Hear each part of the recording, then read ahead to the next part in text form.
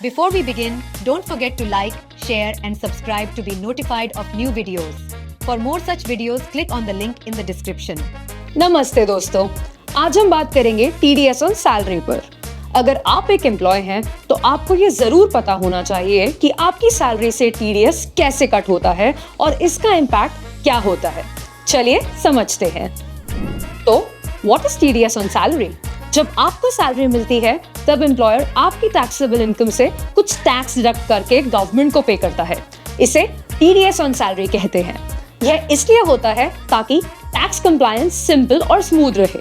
तो how is TDS calculated?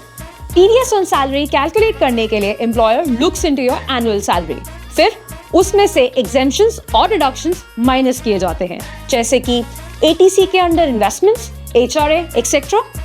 उसके बाद रिमेनिंग अमाउंट पर टैक्स स्लैब्स के हिसाब से TDS कैलकुलेट होता है।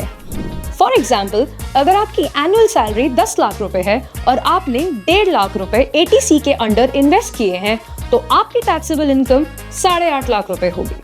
फिर इस पर एप्लीकेबल टैक्स रेट लगाकर TDS डिडक्ट होता है। TDS ऑन सैलरी के बारे में बात हो रही हो और फॉर्म 16 का जिक्र न हो, ये कैसे हो सकता है? फॉर्म 16 एक इंपॉर्टेंट डॉक्यूमेंट है जो आपका एम्प्लॉयर आपको फाइनेंशियल ईयर के एंड में देता है। इसमें आपकी सैलरी डिटेल्स और कितना TDS डिडक्ट हुआ है सब मेंशन्ड होता है। यह आपको ITR फाइल करने में बहुत हेल्प कर सकता है। अगर TDS ऑन सैलरी गलत कैलकुलेट होता है तो इससे आपको प्रॉब्लम हो सकती है। For instance, come TDS deduct होता है तो आपको ईयर एंड पर टैक्स के साथ इंटरेस्ट भी पे करना पड़ सकता है, और अगर ज्यादा TDS डिडक्ट होता है तो आपको रिफंड क्लेम करना पड़ सकता है। इसलिए अपनी पे स्लिप को हमेशा चेक करते रहिए।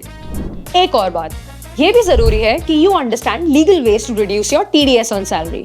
आप इन्वेस्टमेंट्स, सेविंग स्कीम्स और डिडक्शंस का पूरा फायदा उठा सकते हैं। ATC, ATD और HRA जैसे प्रोविजंस को समझिए ताकि आप उन्हें यूटिलाइज कर सकें। इससे आपकी नेट टैक्सेबल इनकम कम हो सकती है और TDS भी। तो दोस्तों, this was all about TDS on salary. आशा करते हैं कि आपको ये इन्फॉर्मेशन यूजफुल लगी होगी। मिलते हैं नेक्स्ट वीडियो में। तब तक के लिए कीप वॉचिंग, कीप लर्निंग।